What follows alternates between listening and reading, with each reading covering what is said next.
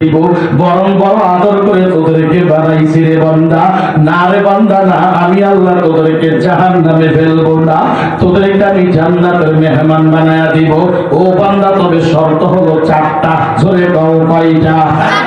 চারটা শর্ত যদি তোমার মধ্যে আমার মধ্যে পাওয়া যায়, আল্লাহ বলে বান্দা তোর কোনো টেনশন নাই। ও বান্দা, তুই মরতে দেরি হবে, আমি আল্লাহ ফেরেশতা দিয়া তোর কবরটারে জান্নাতের গালিচা দিয়া সাজাইতে দেরি করব না।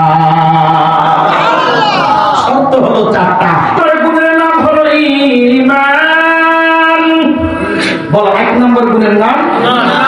আর পাওয়ার দিয়া কি নাম? ঈমান। এক নম্বর গুণের নাম কি?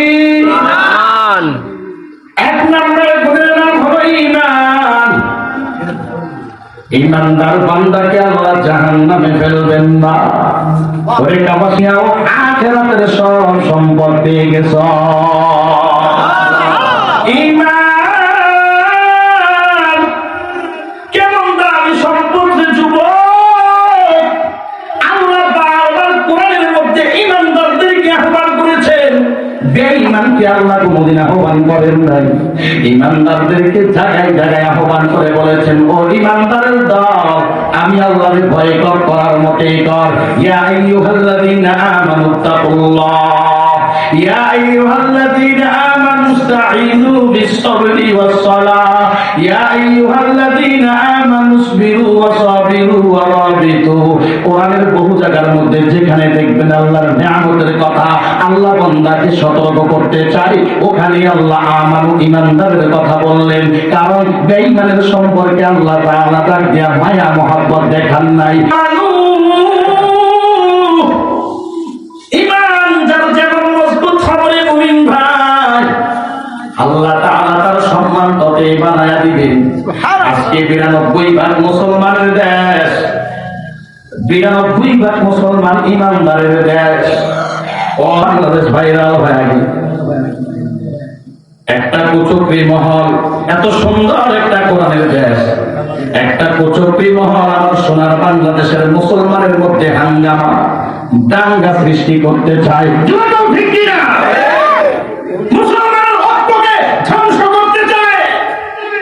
আমরা ভালো করে জানি সারা পৃথিবীর বেঈমান বিরোধীরা রসুনের কোষের মতো, যেরকম ঠিক কিনা?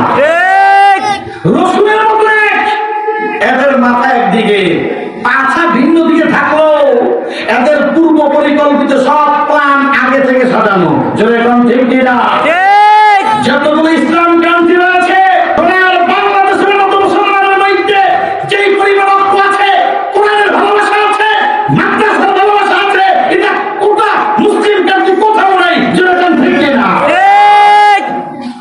তৃতীয় মহল, এই হিন্দুদের উগ্রবাদী সংগঠন ইসলাম, এই উগ্রবাদী সংগঠনকে নামায়া আমার সোনার বাংলাদেশের সরল সোজা শান্তিপূর্ণ মুসলমানের মধ্যে এক দ্বন্দ্ব সৃষ্টি করার পাইমারা চলছে। ঠিক কিনা?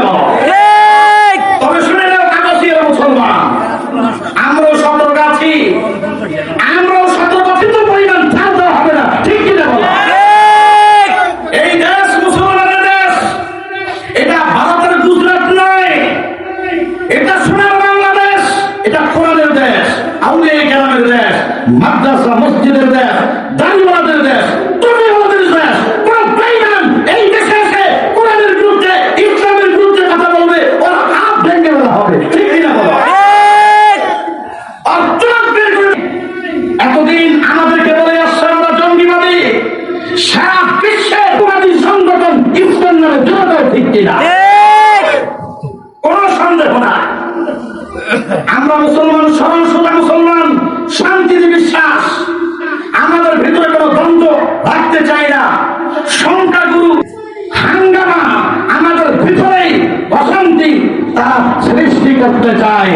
অতএব এই দেশে যদি কোনো সংখ্যালঘু বৌদ্ধ, খ্রিস্টান, হিন্দু, ইসলাম নামে যত সন্ত্রাসী বসবাস করতে চাও, আমরা জানান দিতে চাই, এই দেশে বসবাস করতে হলে ভারতীয়ের মতো বসবাস করবা। জুড়ে কেউ ঠিক কিনা?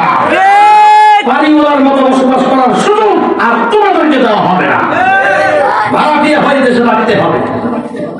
বহু সুযোগ দেওয়া হয়েছে, সদ্ব্যবহার তোমরা করেছো, অতএব আর ছাড় দেওয়া হবে না। তবে এই সময় যে অঘটন ঘটাইছে সাবধান করতে চাই, বর্তমান